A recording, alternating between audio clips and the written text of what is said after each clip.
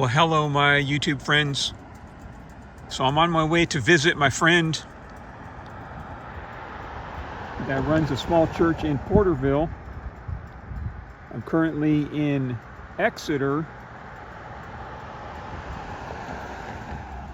just a few miles away from where I'm headed. On the way back, we'll stop at this Shell. Okay, so here's the gas station. My motorcycle's still parked over there. Here's the water tower. Apparently it's been there since 1911, and it's no longer in use, judging by that small pipe which would be used to pump water up, and then there's a valve. Whoop. And there's the other right there. See that valve angling up? So it's capped off. So that's not in use. But I'm right here next to the Center for Art, Culture, and History in Exeter. Let's check out this bell. I love me a bell. Unfortunately, they took the ringer out. But it still rings, it still rocks. I don't really got any heavy piece of steel to hit it with. I bet that's a loud boy right there. There's this arch over here. Here's an old transformer that apparently they thought it was worth saving and not discarding. This arch, I thought it was wood at first, but it's all steel. There's no writing on it, it's just all rusty. And I didn't notice a plaque. There's some information on it, which we won't get into, but there's no plaque down here. I'm gonna walk over here and go inside this museum art exhibit, see what it is, right where that flag is. So stand by, I'll take some pictures. Well, there is in fact a plaque identifying the transformer, and you can read about it right here. So I went into the museum and I met a young lady named Monica. She's the docent, and while I was speaking with her, the curator came in. His name's Martin, and he also agreed, the both of them agreed to give me a guided tour of the museum. And so that's who you will hear me speaking with during the rest of the video. Okay, so I hope you guys watch the whole thing, and I hope you enjoy it a lot. These two people have a lot of information, and that information will only be here as long as they will. So I am very honored that they agreed to tell me all about the exhibits and the history of the city of Exeter. All right, my friends, so I'm inside the museum, and God has blessed me enough that the docent was here and she was very helpful, but the museum curator came walking in, and after a short conversation, he agreed to give us a tour and narrate the exhibits. So we'll start with this bronze. This is a bronze sculpture of Hugh Mooney, who was the one that founded Mooney Grove in Visalia. Sculpted by a guy named Sam Pena, who I do not know, but there you can see on the bronze itself, it has the name of Hugh Mooney and the sculptor. There's a Mooney Boulevard in Visalia also. That's also named after him, I'm sure. Yes. Okay. Okay.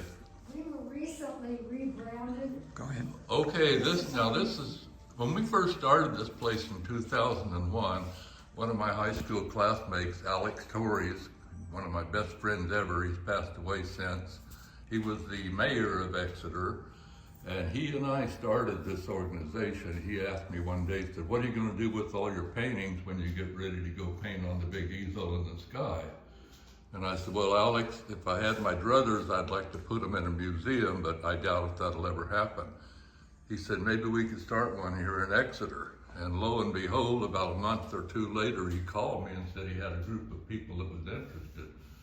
So we started it. I can't remember if we opened in '01 or '02, but about that time. And it was called the Exeter Gallery and Museum at the time. Now they changed it to CASH, which means the Center for Art, Culture, and History of Exeter. Okay, yeah, you may begin. Okay, this is the main gallery in the museum. And the show up right now are mostly watercolors by Krista Fulbright, who happens to be on the board of directors of the museum and gallery.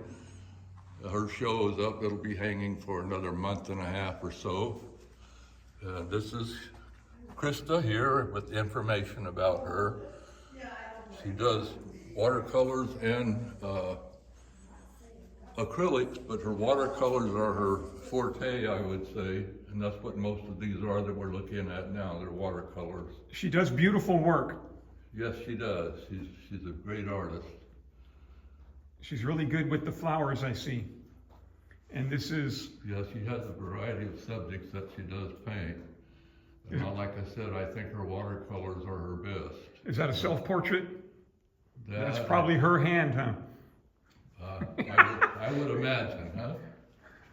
Moving Forward is the name of it. That's probably her hand. And someone bought it already. It's Yeah. got a sold star on it. And that one is a beautiful one of the lilies too. I see it's also sold.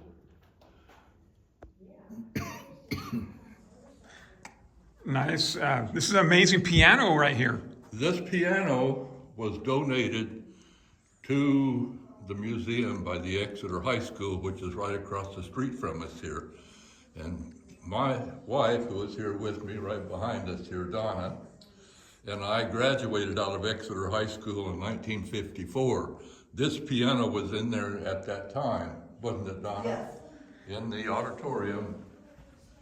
So I, as a teenager, heard this piano played many times, not by me, but by many students and by the band director who was, name was Mr. Meisenheimer at the time. Nice. Wonderful teacher.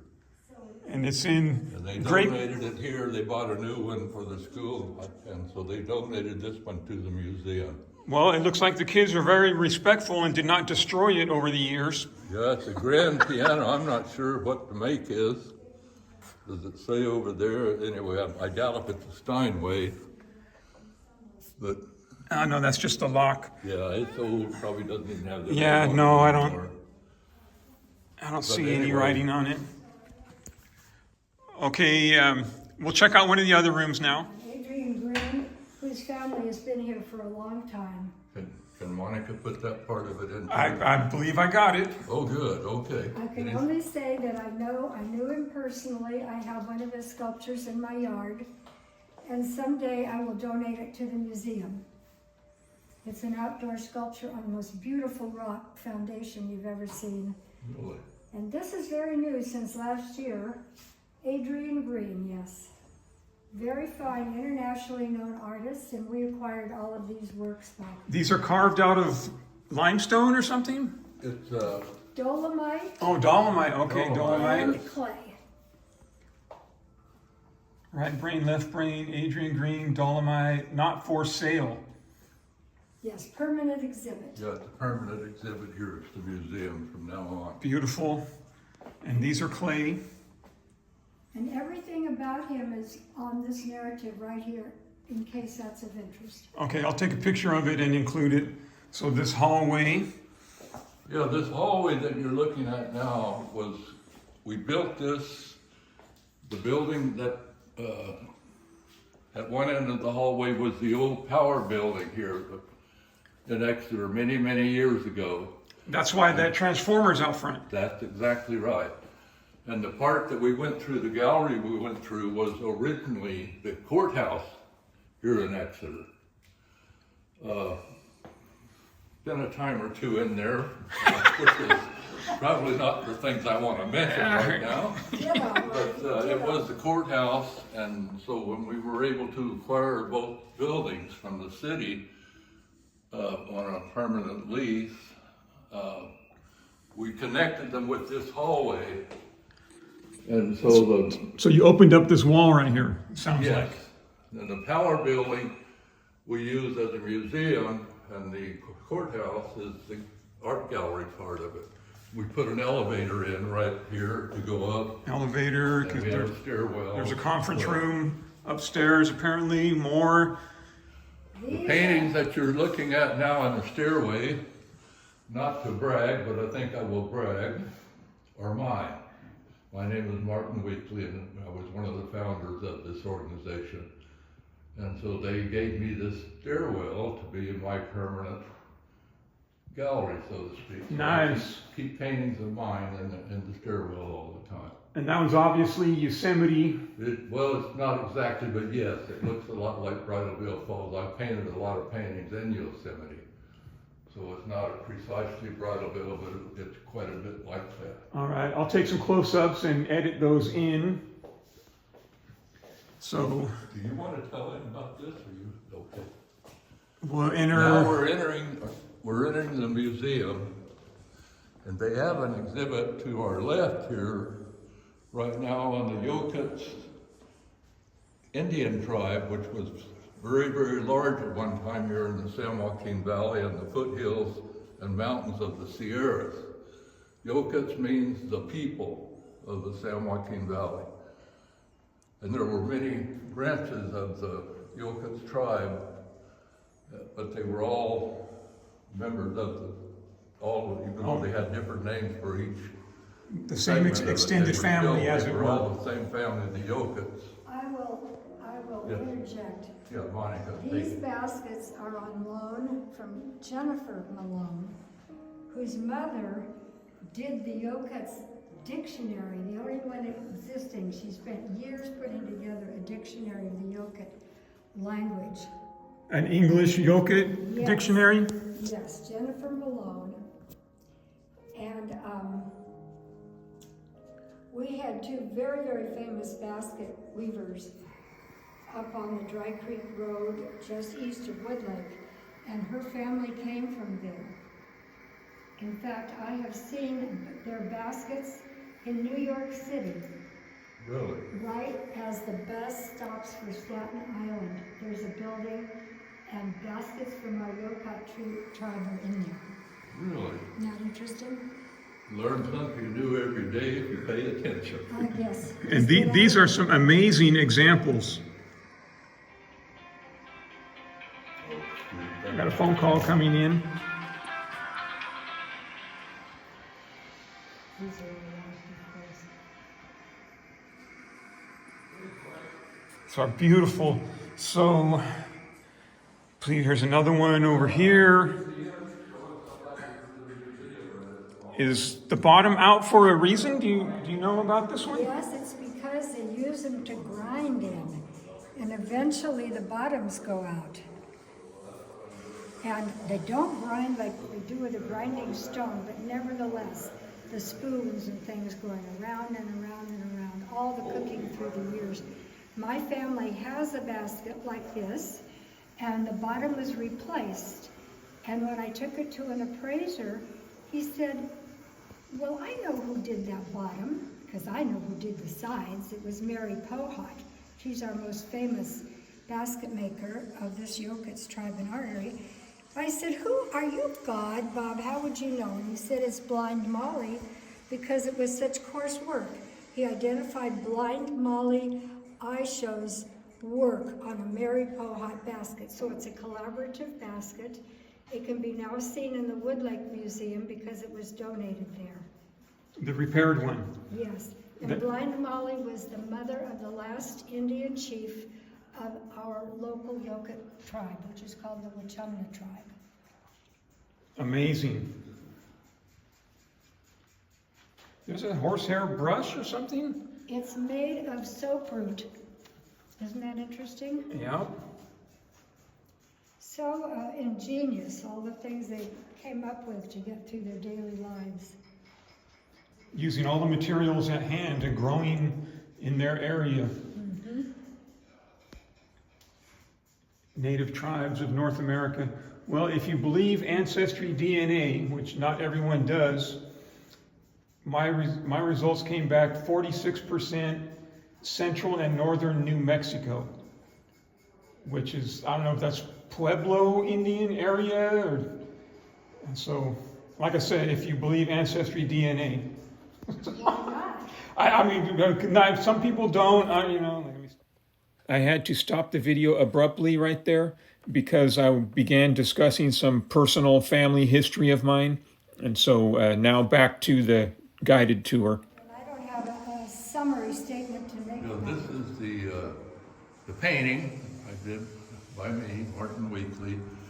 That is the original Waterman Foundry. It still stands here at Exeter. Part of it has been knocked down, but most of it is still as you see in the painting. The reason I painted it, there were rumors at the time that it was going to be sold and it was going to be knocked down and they were going to build a little, some kind of a shopping mall or something in there.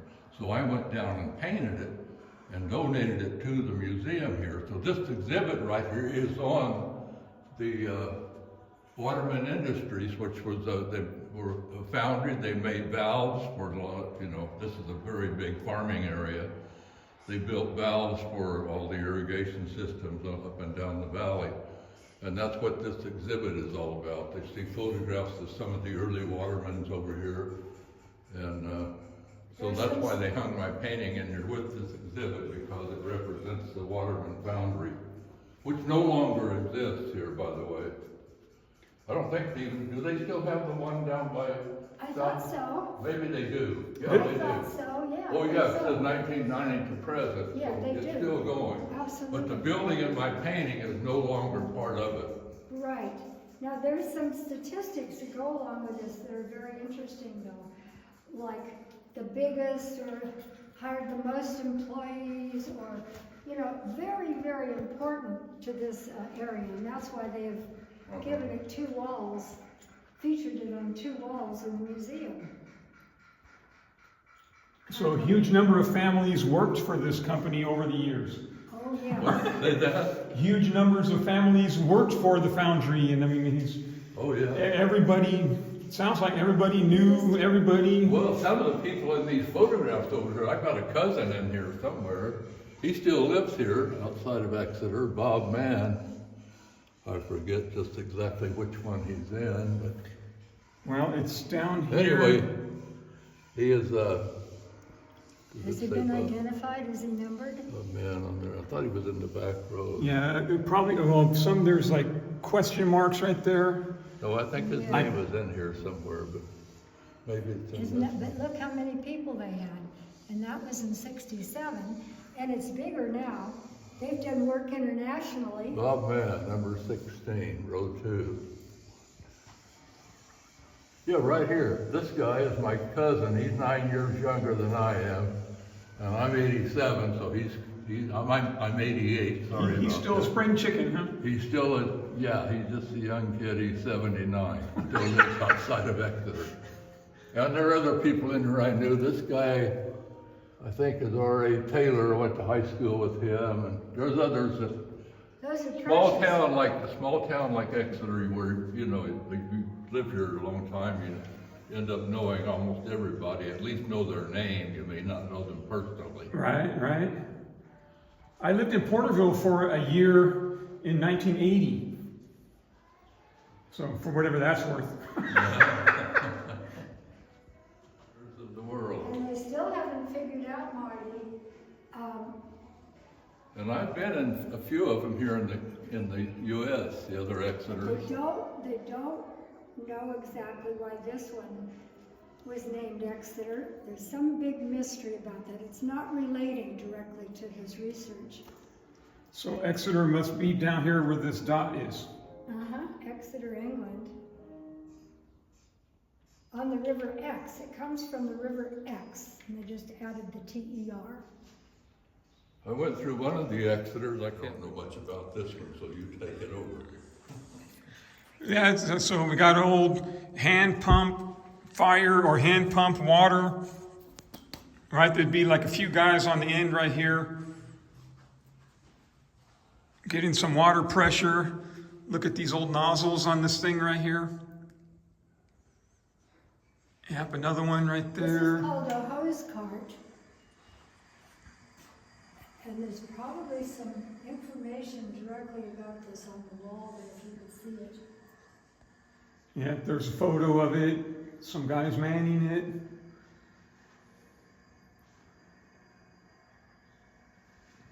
Exeter City volunteer fire department probably. Okay, look at this. Shall I Oh. call you Darren? Look at this, see? Yep, so that's the same bell that's out front Yes, on the same mount. yes. That's the bell, that was donated by, oh golly, what's his The name? Stanleys. Yeah, Chuck Stanley, who had a tire company here in Exeter when I was a teenager. Oakley Porter, the And local. he had that bell, and his daughter, Look what they used it for, calling in the volunteer firefighters. yeah, I and knew his there daughter Sharon, who was a few years younger than I am, went to high school where I did here in Exeter. She donated the bell to the museum. The first No, girl. Sharon was Chuck's daughter. And Jim Stanley's sister, I think. Oh, historic fires. Uh-huh. One of these fires, it must have been this wind, the one they called the wind fire here, it was on 2nd Street. No, it must, anyway, Donna, my wife Donna's father owned a cold storage here, and it burned down. I can't remember what year. She said, well, the people gathered around to watch it burn, and Jasper, her dad, instead of being a sad sack like most of us would have been to watch our own building burn, he went over to the chuck wagon and bought fried chicken for everybody, brought it down, and ate chicken and watched the building burn down. So everybody thought because of that, well, he probably burned it down for an insurance gain. Well, but the thing was, Jasper did not even have insurance on the building. Oh, no, he lost he did everything, not. huh? So but he built it back, and got it going again, and he was evidently quite a man. I'm sorry I never knew him personally. Jasper. I knew him when he drove through town. I knew that was Donna's dad. Yeah. And I wanted his daughter Donna so badly, but I was a shy teenager. I couldn't even talk to her. So when we got beyond our 60s, my first wife passed away, and so she was single at the time, and we got married, and we've had the happiest 20 years of our life together. So You finally got the nerve up, huh? yes. So as Yogi Berra would say, it ain't over till it's over. Right? And there are others like it that you could buy, maybe a kit that somebody made, but isn't that just precious? Yep, it sure is. It's like a dollhouse. Yeah, well, Well, it it is a is, I dollhouse. guess, but it's supposed to be an exact replica of the original house. And As there- you can see, it looked pretty much like the one over there in that photo. And there's the girl on the porch right here, or on the balcony. That's Effie Hilliard Strobridge, who last lived in the house. She lived here? It was her family home. She was 93 when the place burned down. She was trying to dry a pillow out on the porch, and she thought that she was using a stove's heat to accomplish the task. That's not a good idea. So it caught on fire and burned the whole thing down. She thought she had the fire out on the pillow, and so she set it on a porch chair to dry, but it smoldered and caught the porch on fire, and then the entire hall went. And that was 83, and I was here in 83. I just missed that. There's another, like a drawing right there to your left. Yes, this is a pencil sketch, Marty. I don't know who did that. Pencil sketch and a watercolor combination, Norbeck, on loan from Julie Doctor. Oh, I don't know who Norbeck is. Julie Doctor must be one of Joe Doctor's daughter, right? Right. And Joe Doctor, when I was a teenager, was the sports editor for the Exeter Sun newspaper. Yes, He and wrote several books on some of the And things he that had a happened column in in this the part of the world newspaper. over the years. kind of a country journalist. What? A country journalist. Is that the name of one of them? And you have Well, it? he would be called a country journalist. Oh, that was what his title was. Yeah, he wrote stories about everything going on around this country we live in. Wow, they did all the bedrooms and everything from this side. Yeah, it's pretty amazing, isn't it? It's really fun, Marty. You've seen this? How they, Well, you can see the back side, you yeah, can see in the isn't room. that fun?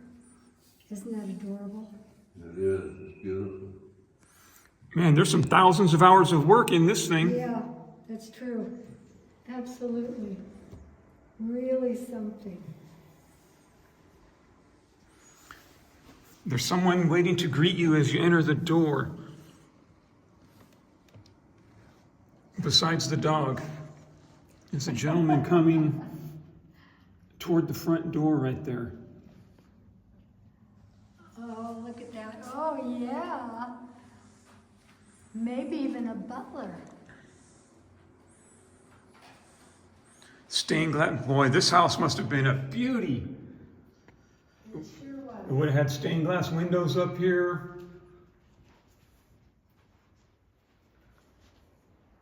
Yeah, how heartbreaking, huh, to see it reduced to ash. Just awful. Multi-generational home.